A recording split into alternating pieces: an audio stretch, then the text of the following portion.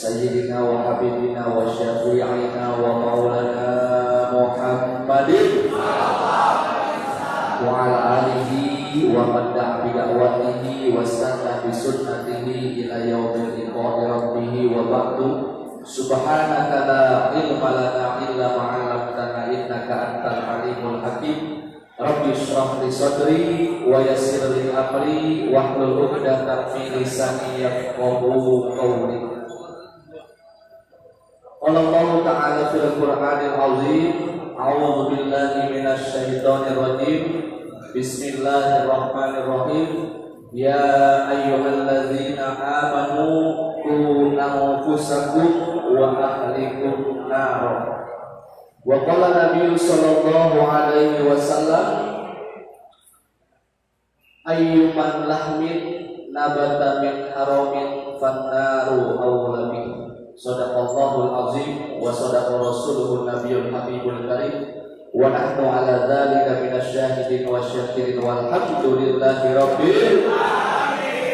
Ya, bersyukur kepada Allah atas segala curahan limpahan nikmat, rahmat, kasih sayangnya. Dengan sama-sama senantiasa kita ucapkan alhamdulillahi rabbil alamin. Senantiasa bersalawat kepada baginda besar Nabi Muhammad. Dengan sama-sama kita ucapkan Allahumma sholli ala Sayyidina Muhammad wa ala ali Sayyidina Muhammad. Mudah-mudahan dengan senantiasa bersyukur Allah tambah-tambah nikmat untuk kita semua, dan dengan senantiasa bersalawat kelak kita dianggap sebagai umat baginda besar Nabi Muhammad, juga mendapatkan syafaat atau pertolongan pada hari kiamat. Amin ya rabbal alamin. Diangkat kedua tangannya. Bismillahirrahmanirrahim.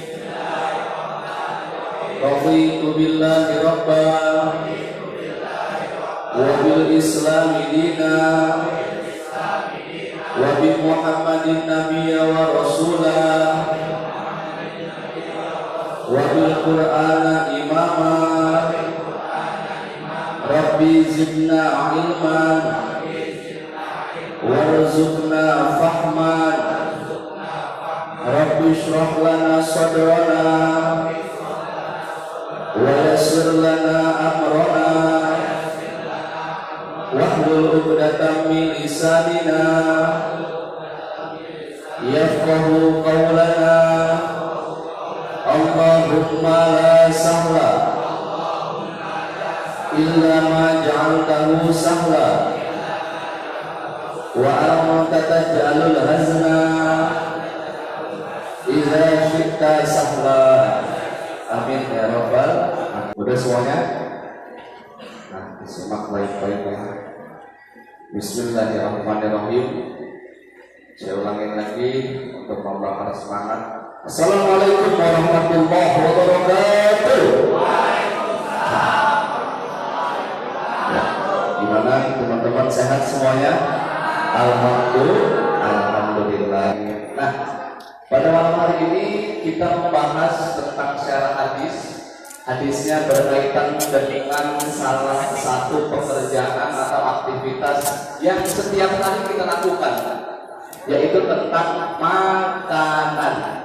Ya, pagi makan, siang makan, malam makan. Nah, ini perkara dan pembahasan yang cukup penting untuk kita pahami. Tapi sebelum ini kita bahas, saya ingin mengambil kesepakatan dulu kepada teman-teman. Jadi dalam pembahasan ini perkara semua dari kita yang ada di sini adalah bekas pelaku atau pernah ada di posisi tersebut. Kita semua ini pernah terjebak pada perkara mungkin pekerjaan haram, mungkin perbuatan haram, atau mungkin aktivitas kelakuan kita yang haram. Nah, maka pada malam hari ini kita buang dulu ego kita. Kita ingatin kembali diri kita. Nah, supaya apa? Hadis ini menjadi perantara atau wasilah supaya kita semua, termasuk diri saya pribadi, ke depan kedepannya sama-sama kita belajar, kita berusaha agar kita tidak lagi terjebak kepada perkara atau perbuatan atau pekerjaan yang haram. Setuju? Ya. Jadi ini hadis berada di dalam kitab Sahih Muslim.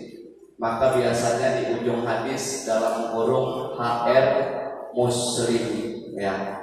Kitab Sahih Muslim yang disusun, yang dikarang oleh seorang ulama bernama Al-Imam Muslim Ibnu Hajjaj Al-Qusairi An-Naisaburi, meninggal pada tahun 261 Hijriah. Nah, kitab Sahih Muslim memiliki kitab penjelasan atau kitab syarah. Nama kitab syarahnya, nama kitab penjelasannya diberi nama kitab Al-Minhaj Syarah Sahih Muslim, dikarang oleh Imam An-Nawawi. Jelas? Nah, hadis ini diriwayatkan oleh seorang sahabat Nabi bernama Abdurrahman ibnu Sahr ad-Dawsi, atau lebih populer, lebih terkenal dengan nama Abu Hurairah radhiyallahu anhu. Ya, Abu Hurairah nama aslinya Abdurrahman ibnu Sahr ad-Dawsi. Kenapa bisa dipanggil Abu Hurairah? Karena kebiasaannya yang cinta, yang sayang sekali, yang senang gemar sekali memelihara kucing. Kemana-mana bawa kucing, sehingga sering dipanggil Nabi dengan sebutan Hai Abahir, Hai Abahir, wahai Pak Kucing, wahai Bapak Kucing, karena kemana-mana suka bawa kucing. Hadis ini diriwayatkan oleh beliau Abu Hurairah, bahwasannya Nabi SAW bersabda, Innallaha thayyibun, sesungguhnya Allah itu maha baik. Sesuatu yang baik yang tidak terkontaminasi dengan sesuatu apapun, yang tidak memiliki cacat sedikit pun, maka itu disebut thayyib. Makhluk yang sempurna, yang tidak memiliki kekurangan, tapi tetap hakikatnya sesempurna-sempurnanya makhluk pasti memiliki celah kekurangan. Sedangkan Allah ini innallaha thayyibun, maha baik, maha sempurna, maha tidak memiliki cacat sedikit pun. Innallaha thayyibun, la yaqbalu illa thayyiban, dan dia tidak menerima sesuatu kecuali yang baik-baik. Innallaha thayyibun la yaqbalu illa thayyiban, dia tidak menerima sesuatu kecuali yang baik-baik. Kemudian dilanjutkan,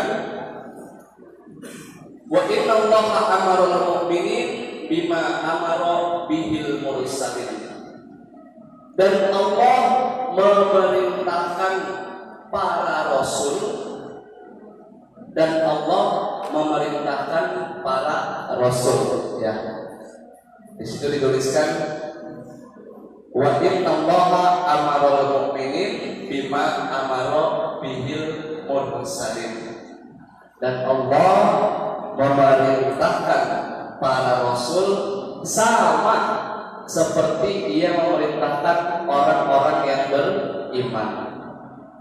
Ya, Allah memerintahkan para rasul sama sebagaimana ia memerintahkan orang-orang yang beriman.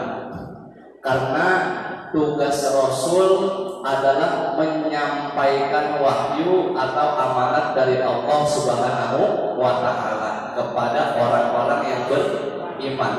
Maka orang-orang yang beriman yang akan mendengarkan ajaran atau pesan dari Allah Rasul, diusahakan juga makan yang baik-baik. Allah memerintahkan Rasul sama seperti ia memerintahkan orang-orang yang beriman dengan sabdanya yang pertama, ya ayyuhar rusul, wahai para rasul. Ya ayyuhar rusul, wahai para rasul. Kalau satu orang rasul, kalau dua orang rasulan, kalau tiga orang lebih atau banyak rusul. Wahai para rasul atau wahai rasul-rasul. Kullu, makanlah min thayyibat. Makanlah min thayyibat. Makanlah yang baik-baik. Kullu min thayyibat. Kemudian dilanjutkan, wa'malu sholihah. Kemudian beramal solehlah. Ya, itu perintah Allah kepada Rasul. Adanya di Quran surat apa tadi? Al-Mu'minun. Dan Allah juga berfirman, ya ayyuhalladzina amanu, wahai orang-orang yang beriman, kulu, makanlah min thayyibat ma razaqnakum, makanlah yang baik-baik yang telah kami rizkikan kepada kalian.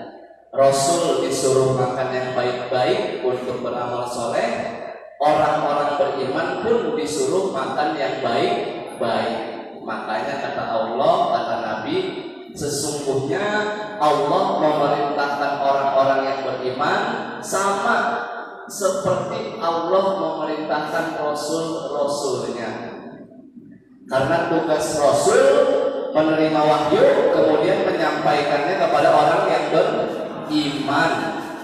Nah, orang yang beriman sebagai orang-orang yang menerima ajaran atau pesan dari Allah melalui Rasul, maka usahakan juga makan yang baik-baik. Rasul disuruh makan yang baik-baik, orang beriman pun disuruh makan yang baik-baik. Ya, kita lihat. Yang pertama, innallaha thayyibun, sifat Allah. Allah itu maha baik, thayyibun, maha baik. Kemudian layak balu illa thayyiban, dia tidak menerima sesuatu kecuali yang baik-baik. Kemudian nyambungnya langsung ke kulu minat thayyibat, makanlah yang baik-baik. Allah maha baik, tidak menerima sesuatu kecuali yang baik. Kok nyambungnya ke makan makanan? Benar gak? Kenapa? Ada yang tahu?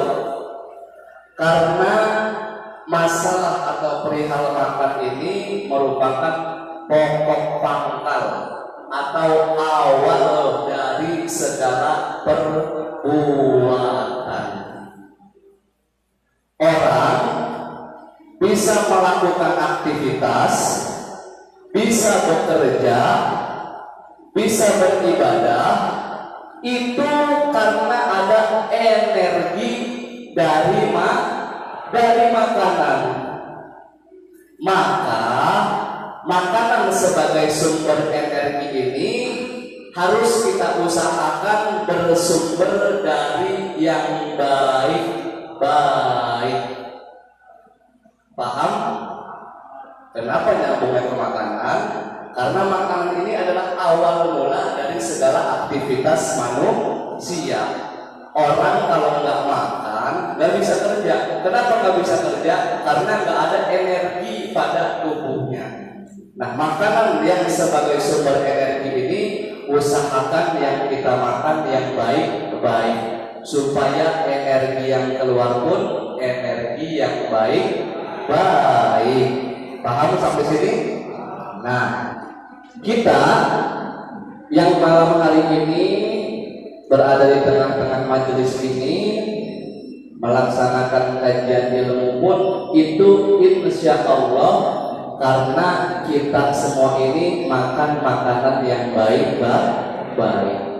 Karena mustahil orang yang makan makanan yang tidak baik, orang yang makan makanan yang haram, atau yang makan makanan dari sumber yang haram, itu hatinya condong kepada perbuatan yang baik. Maka insya Allah kita yang ada di sini pun bisa mengaji di sini, mau untuk ngaji, semangat untuk ngaji, itu karena kita makan yang baik. Paham nggak?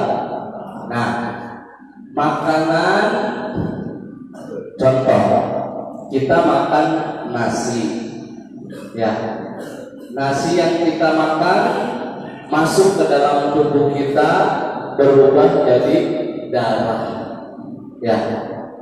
Darah yang sampai atau yang asal dari makanan ini ditampung oleh organ tubuh yang bernama hati atau jantung. Nah, jantung inilah yang berfungsi memompa atau menyemprotkan darah ke seluruh bagian tubuh kita. Darah disemprotkan jantung ke mata kita. Darah disemprotkan jantung ke sel-sel telinga kita, ke saraf-saraf telinga kita. Darah disemburkan jantung ke sel-sel mulut kita. Nah, maka kalau makanan yang haram berubah menjadi darah yang haram, darah disemprotkan jantung ke seluruh anggota tubuh, maka darah yang disemburkan pun menjadi darah yang haram. Ya, jantung menyemburkan darah yang haram ke mata, maka mata sulit melihat yang baik-baik, maunya melihatnya yang nggak baik aja. Ya, darah disemburkan jantung ke mata, mata sulit mengambil iktibar pelajaran, melihat orang mati bukannya takut taubat, malah lebih gila lagi dari hari-hari sebelumnya. Darah disemburkan jantung ke telinga, maka telinga sulit menerima nasihat yang baik-baik. Nah, maka usahakan jangan sampai kita suapkan makanan-makanan yang haram ke mulut anak atau istri kita. Paham? Karena kata Nabi, ayyuman lahmin, setiap daging yang tumbuh, nabata min haramin, kalau ia tumbuh dari sesuatu yang haram, fannaru aulabi, maka tempatnya adalah api neraka. Paham? Nah, makanya tajuk atau tema kita pada malam hari ini adalah jangan engkau menjerumuskan anak istrimu kepada neraka jahanam. Karena secara gak sadar, ketika kita memberi anak istri kita penghasilan atau makanan yang haram, sama saja kita sedang menjerumuskan anak istri kita kepada api neraka jahanam. Nauzubillah min dzalik. Ya. Nah, makanya kata Nabi, jagalah makananmu, takut mujabu dakwah, maka Allah akan memperkenankan atau mengabulkan doa. Salah satu penyebab doa dikabulkan itu juga sumbernya dari makanan. Orang yang berdoa pagi, siang, malam, tapi kalau mulut yang dipakai untuk berdoa adalah mulut yang masih memakan makanan yang haram, maka doa itu tertolak. Innallaha thayyibun, sesungguhnya Allah itu maha baik, la yaqbalu illa thayyiban, dan dia tidak menerima sesuatu kecuali yang baik. Nah, paham? Nah, makanya ini penjelasan sangat penting, pelajaran yang sangat penting. Mungkin dulu kita semua adalah orang-orang yang pernah terjerumus ke dalam perbuatan atau pekerjaan yang haram. Nah, maka malam hari ini kita ambil pelajaran, kita kaji hadis ini supaya ke depan kita tidak lagi terjebak kepada perkara-perkara yang yang haram. Ya, jangan sampai kita menjerumuskan anak istri kita kepada neraka jahanam. Anak-anak kita itu adalah calon-calon penghuni surga, bersih, fitrah, suci, sesuci Islam. Fa'abawahu aw yumajjisanihi, tetapi kedua orang tuanya lah yang membuatnya menjadi majusi, aw yunasranihi, yang merubahnya menjadi Nasrani, kemudian aw yumajjisanihi, yang merubahnya menjadi majusi. Ya, anak-anak kita itu calon-calon penghuni surga, terlahir dengan fitrah suci sesuci di Islam. Tapi kedua orang tuanya lah yang membuat mereka berubah menjadi Yahudi, berubah menjadi Nasrani, berubah menjadi Majusi. Salah satu faktor penyebab berubahnya itu adalah karena kita menyuapkan makanan-makanan yang haram ke dalam mulut anak-anak kita. KTP-nya KTP orang Islam. Cara berpakaiannya cara berpakaian orang Islam. Hari rayanya hari raya orang Islam. Tapi kelakuannya dan isi kepalanya telah jauh keluar dari ajaran Islam. Apa penyebabnya? Salah satu penyebabnya adalah karena kita sering menyuapkan makanan-makanan yang haram ke dalam mulut anak istri kita. Paham? Ustaz, halal kok. Orang beras yang saya beli ada logonya Majelis Ulama Indonesia, halalan thayyiban. Halal kok. Makanannya halal. Makanan yang halal, kalau ia dibeli dengan uang hasil pekerjaan yang haram, maka makanan yang halal berubah menjadi makanan yang haram. Memang nggak ada bedanya antara duit halal dengan duit haram. 100 ribunya sama-sama merah, 20 ribunya sama-sama hijau, gocapnya sama-sama biru, tapi nilainya yang berbeda. Apa sebabnya? Karena dibeli dengan hasil pekerjaan yang haram. Apa itu contohnya hasil pekerjaan yang haram? Hasil transaksi narkoba, hasil merampas hak milik orang lain, begal motor, nyolong oli, apa lagi? Ya, rampok, judi, slot. Yang dibeli makanannya makanan halal, ada label halalnya. Tapi ingat, makanan yang halal kalau ia dibeli dari uang hasil pekerjaan yang haram, maka makanan itu berubah menjadi makanan yang haram. Diberikan hasil pekerjaan yang haram itu kepada istri di rumah. Ini hasil abang cari uang hari ini 1 juta. Uang pemberian dari suami dibawa istri ke pasar, dibelikan sayur, dibelikan daging, dibelikan beras. Sayur, daging, beras dimasak, kemudian menjadi makanan matang. Makanan matang disuapkan ke dalam mulut dengan mengucapkan Bismillahirrahmanirrahim. Makanan di dalam tubuh berubah menjadi darah.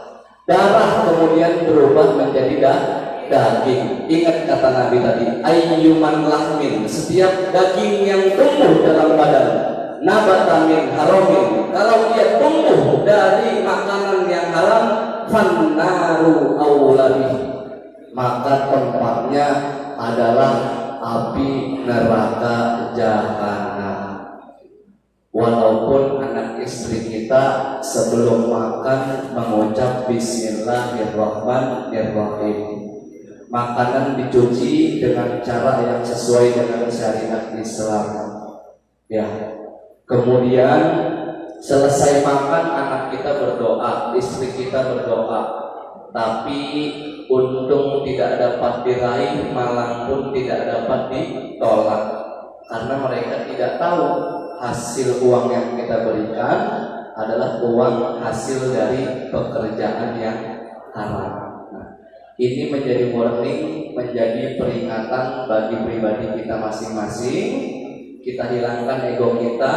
Ke depan kita harus lebih berhati-hati, jangan sampai kita makan atau memberi makan makanan yang haram kepada anak istri kesayangan kita. Setuju? Paham nggak sampai sini? Kayaknya serius-serius amat sih. Santai aja tadi. Ya. Kopi dulu ya. Kopi dulu.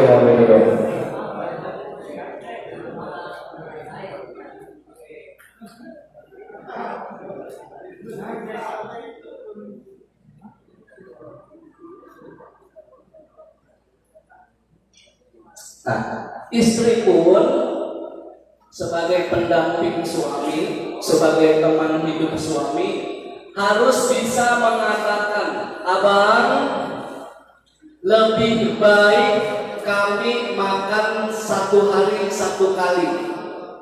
Kami akan tahan kelaparan itu daripada kami harus menahan panasnya siksa api neraka jahanam. Nah, mudah-mudahan yang belum memiliki istri pulang dari sini dapat istri-istri yang bisa ngomong kayak gitu. Amin ya Rabbal alamin. Abang, jangan kamu pulang kalau hasil uang yang kamu beri ini adalah uang yang haram. Jangan dibalik. Tapi kebanyakan pada kenyataannya istri yang sekarang, istri-istri yang sekarang, kebanyakan, enggak semua, tapi kebanyakan, wow, jangan pulang lu ya, sebelum lu dapat atau bawa duit 3 ikat, haram-haram dikit gak apa-apa lah, yang penting kita senang. Entar kita sedekahin 2,5%, hilang itu haramnya. Jangan dibalik.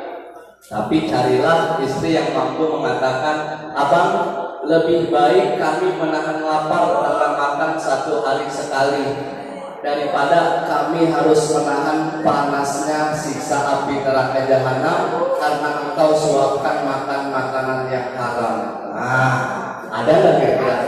Ada nggak? Di mana? Di mana? Di sinetron ya. Ada, tapi ada. Ya, mudah-mudahan yang masih lajang pulang dari sini dapat calon-calon istri yang soleh. Nah, makanya ada ungkapan ad-dunya mata'a. Dunia itu perhiasan. Ya, dunia itu perhiasan. Pohon-pohonan enak untuk dipandang, buah-buahan segar untuk dimakan. Minuman segar dan mampu menghilangkan dahaga. Ya. Perhiasan menimbulkan kesenangan ketika dipandang. Ad-dunya mata, dunia itu perhiasan. Wa khairu mata'ihi, dan sebaik-baiknya perhiasan adalah arba'atun sholihah. Sebaik-baik perhiasan adalah istri yang solehah. Mudah-mudahan istri-istri kita termasuk istri yang solehah. Amin ya Allah. Istri itu dibilang perhiasan. Tu'inu ala imanihi, karena istri itu menolong iman suami. Istri itu menolong iman suami. Nah, jadi sebenarnya yang lebih kuat itu, yang lebih strong itu istri apa suami? Istri apa suami? Ingat, istri itu menolong iman suami. Fa'inu ala imanihi. istri itu tugasnya menolong iman suami. Jadi sebenarnya yang kuat istri apa suami? Istri apa suami? Coba jangan ragu-ragu. Yang kuat ini istri apa suami? Biasanya kalau kita tolong orang, yang kuat itu yang menolong apa yang ditolong? Yang menolong. Maka yang lebih kuat adalah istri kita. Ya. Jadi kalau ada orang yang bilang, apa itu perempuan, makhluk lemah, salah. Jadi justru istri kita itu adalah penolong iman suami. Dia yang derajatnya lebih kuat daripada seorang suami. Ya, suami ini ibarat jantung. Istri atau perempuan ini ibarat tulang rusuk. Jantung ini adanya di dalam tulang rusuk, dilindungi oleh tulang rusuk. Bayangin kalau teman-teman nggak punya tulang rusuk, mungkin rebahan tengkurap aja jantung udah pada penyok. Tapi dia ini kita benturan, kita tabrakan, kita jatuh, jantung kita selamat karena dilindungi oleh tulang rusuk. Jadi istri kita itu penolong bagi kita dan tulang rusuk pelindung bagi kita. Ya. Ingat, innallaha thayyibun la yaqbalu illa thayyiban. Sesungguhnya Allah itu maha baik dan dia tidak menerima sesuatu kecuali yang baik. Nah, sekarang standar makanan itu menjadi halal atau haram. Indikasi makanan halal atau haram. Catat. Indikator halal haramnya makanan. Indikator halal haramnya makanan.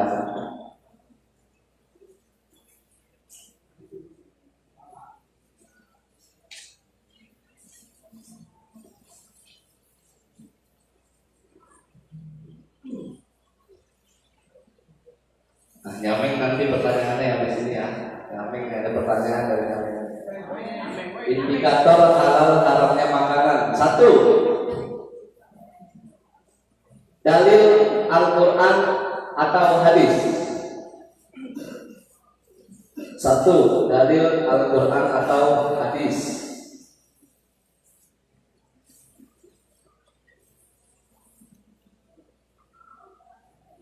2. Cara mendapatkannya.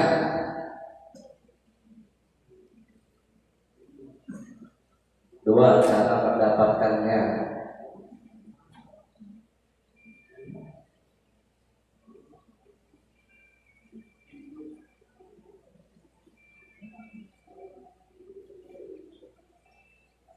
3. Cara mengolahnya.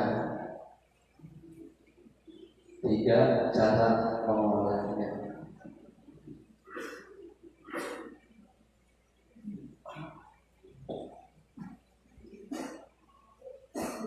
Nah, itu indikator atau tolak ukur makanan ini dihukumi halal atau haram. Ya.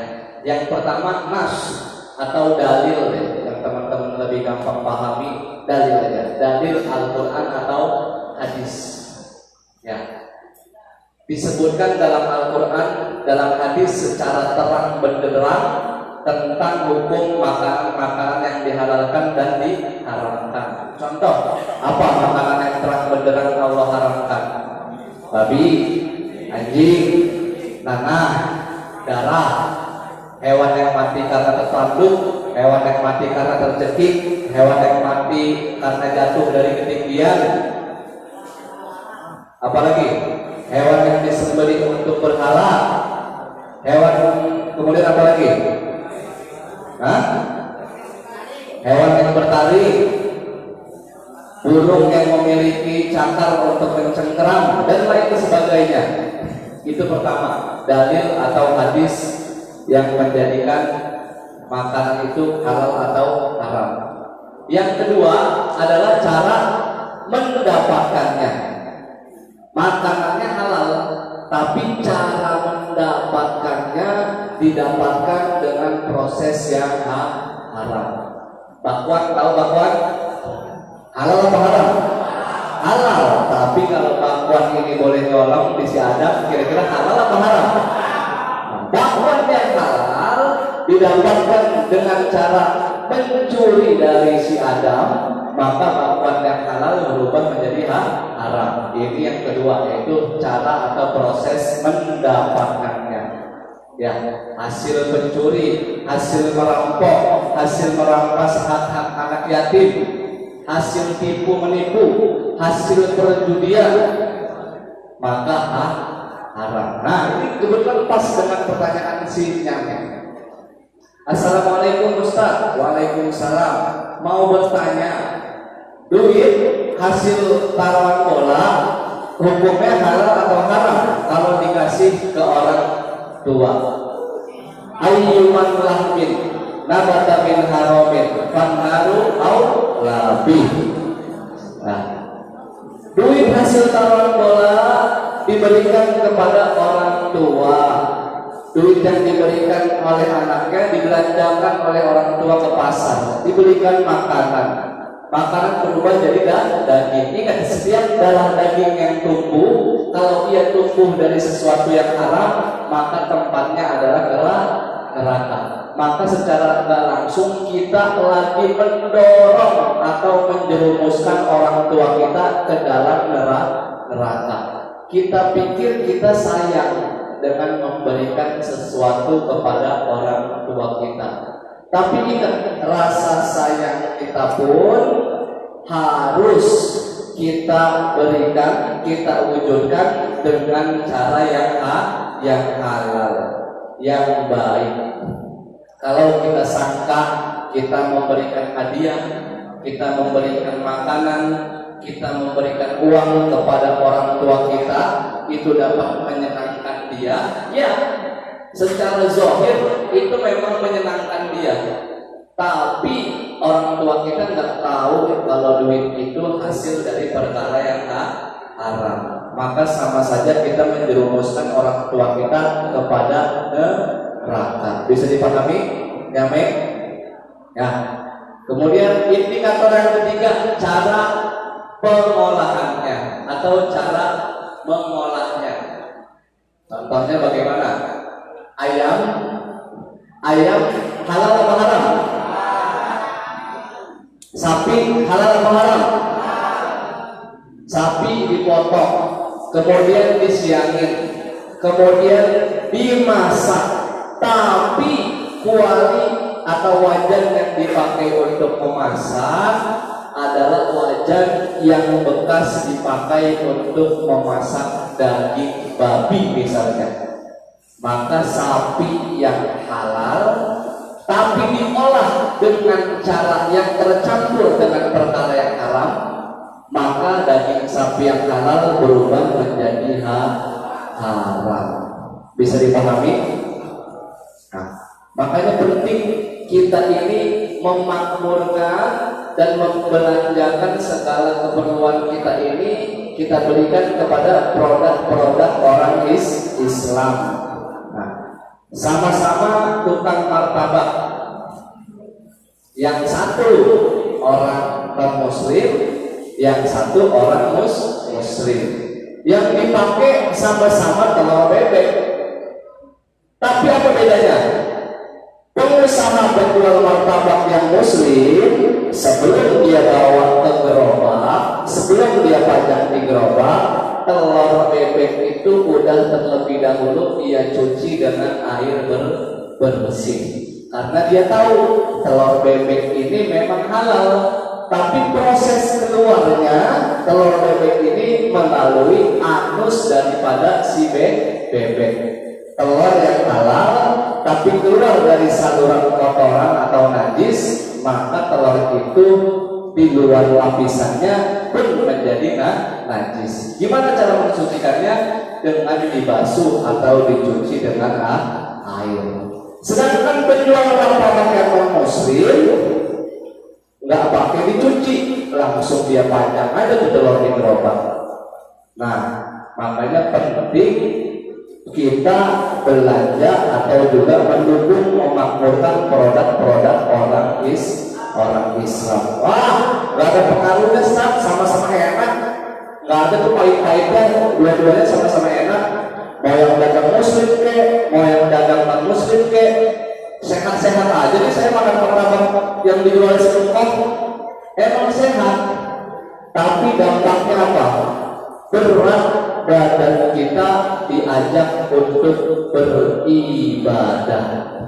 Salah satu dampak dari makan makanan haram, badan memang sehat. Mungkin tidak semuanya makanan haram berpengaruh kepada kesehatan, sebagian tidak berpengaruh kepada kesehatan, tapi efeknya, dampaknya, badan menjadi berat dibawa beribadah.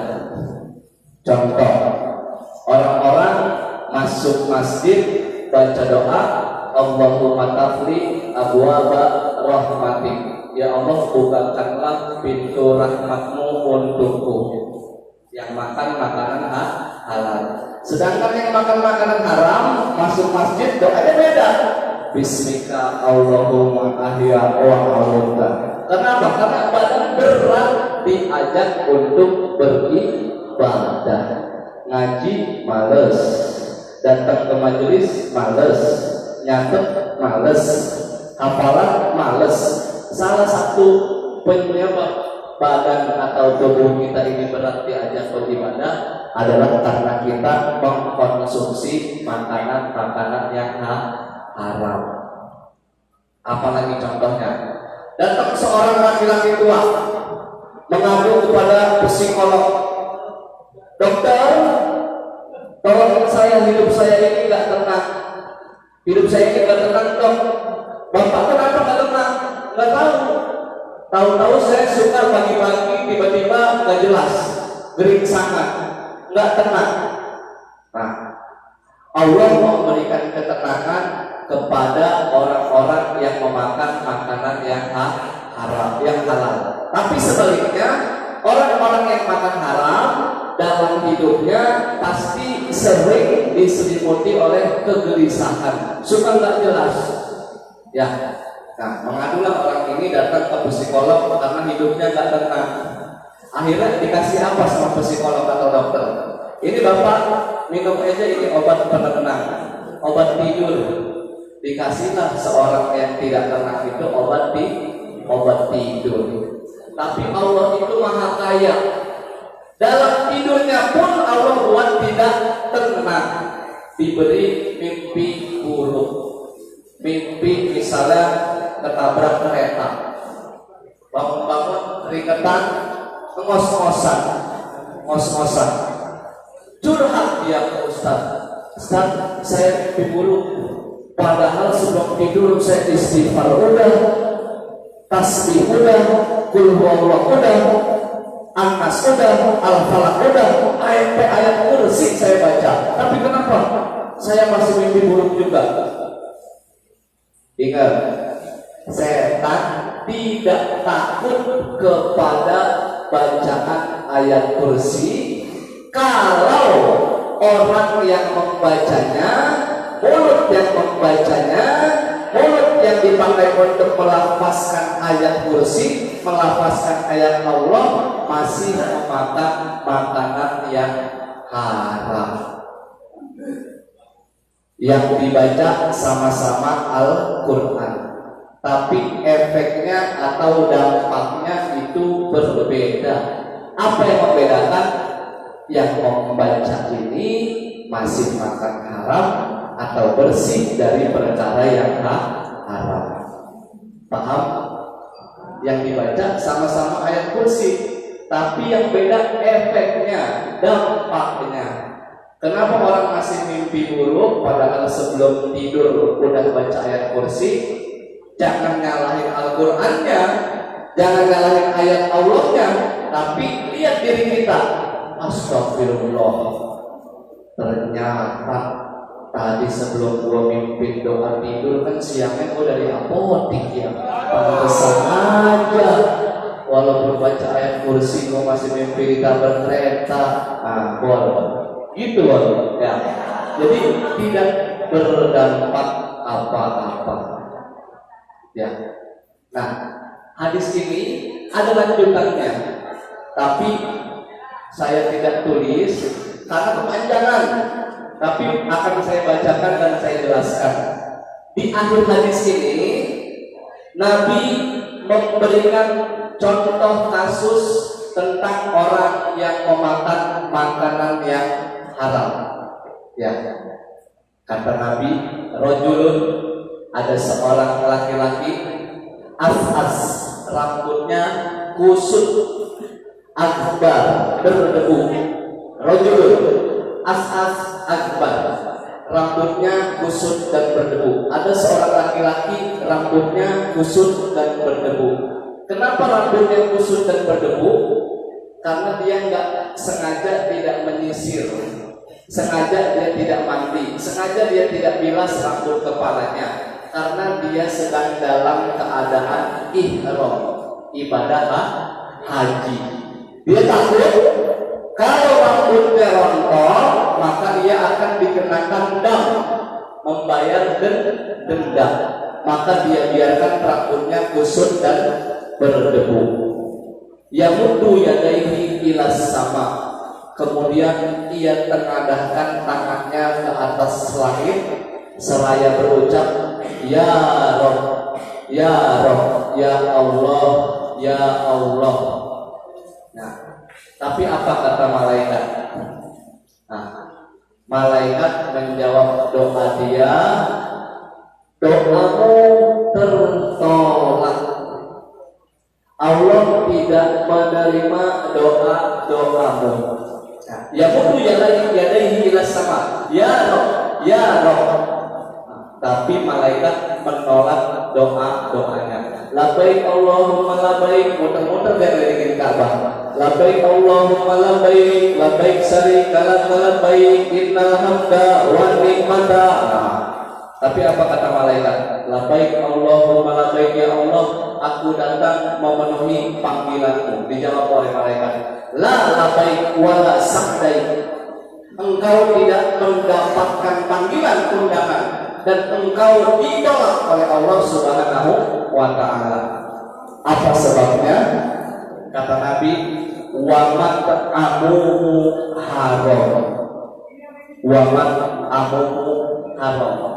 Karena makan makanan yang haram. Karena orang ini makan makanan yang haram. Wa mat'amuhu haram, wa mashrabuhu haram. Karena apa lagi? Karena orang ini minum minuman yang haram.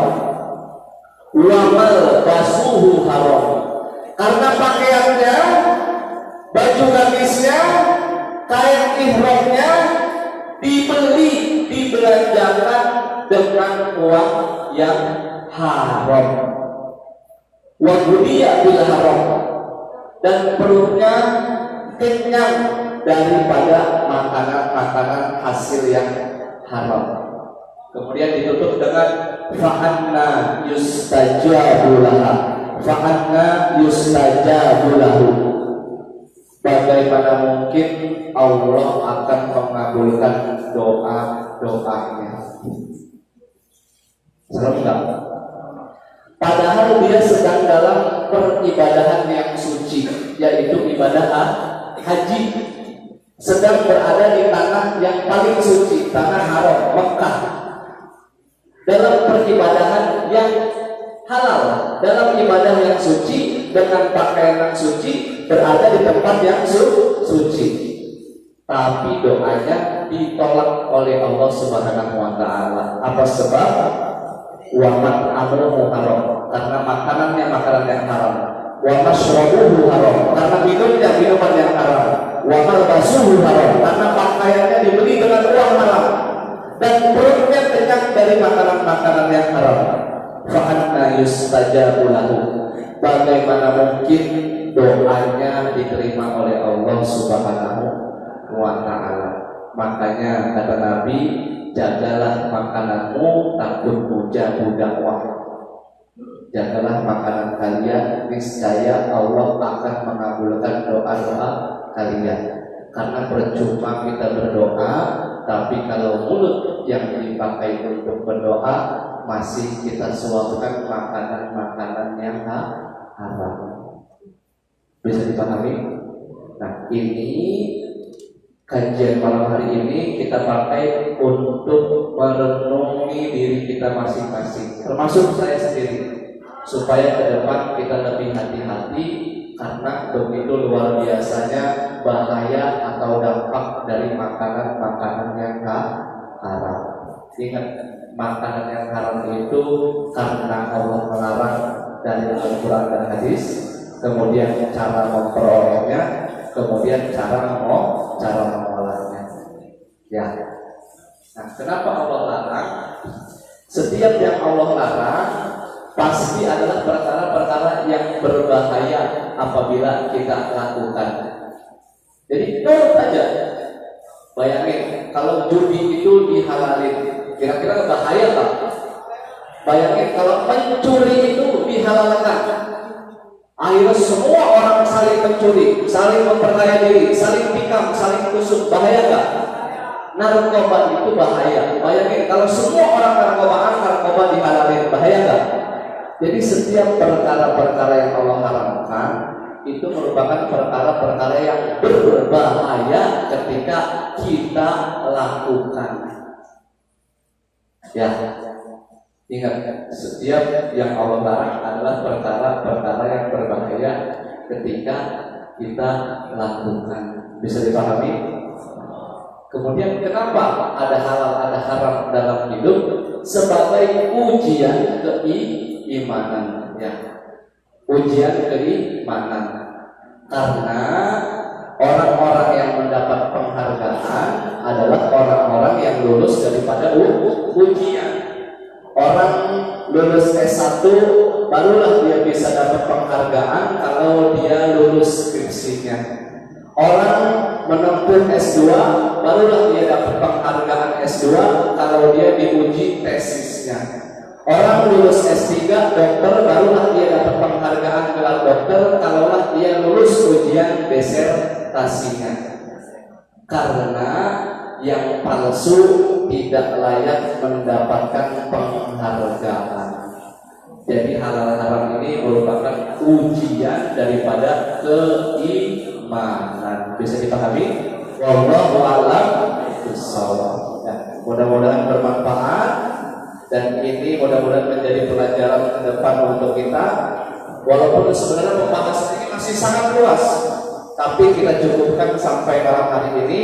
Mudah-mudahan kepada teman-teman semua sampai kepada pemahaman yang baik, sehingga kajian malam hari ini mampu memberikan dampak yang positif, action. Ya, jadi tugas kita setelah mengkaji, setelah menerjemahkan, setelah membahas, yaitu mengamalkan. Ya. Kayaknya ini pada murung-murung nih, kenapa nih? Pada ini ya, mikir ya. Aduh, udah lah ya. Ke depan kita berhenti dari perkara pekerjaan yang haram. Kuncinya apa? Yakin. Pertama, yakin. Kedua, amal soleh jangan putus. Yakin aja, jangan ragu-ragu. Nanti gua makan kayak gimana? Nanti gua susah kayak gimana? Yakin aja. Yakin, taubat dan iringi pertaubatan dengan amal soleh. Ya, jauhi dosa-dosa besar, tinggalin pekerjaan-pekerjaan yang haram. Sambil kita iringi dengan amal soleh, ngaji, sholat, zikir, ngaji, sholat, zikir. Ingat janji Allah Subhanahu wa Ta'ala. Wa may yattaqillah yaj'al lahu makhraja wa yarzuqhu min haitsu la yahtasib.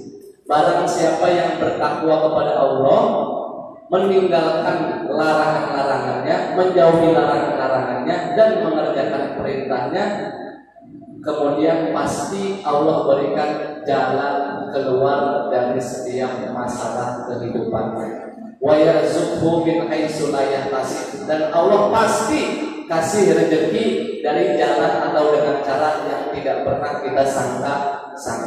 Kuncinya apa? Yakin. Ini emang mudah diucapkan tapi sulit diamalkan. Kadang kita ini penyakit kita kurang yakin. Tapi kalau teman-teman coba silakan, yakin, tinggalin dosa-dosa besar, tinggalin kerjaan-kerjaan di masa lalu, buang jauh-jauh perkara pekerjaan narkoba, fokus ibadah, nanti Allah yang kasih jalan. Ya, insya Allah. Mudah-mudahan bermanfaat. Sama-sama kita akhiri dengan tahtatil bilhamdulillah. Alhamdulillahirabbil alamin. Bismillahirrahmanirrahim. Subhanaka Allahumma wa bihamdika asyhadu an la ilaha illa anta astaghfiruka wa atubu ilaik. Kurang lebihnya saya mohon maaf. Terima kasih atas segala perhatian dan mohon maaf atas segala kekurangan. Mudah-mudahan bermanfaat. Wassalamualaikum warahmatullahi wabarakatuh.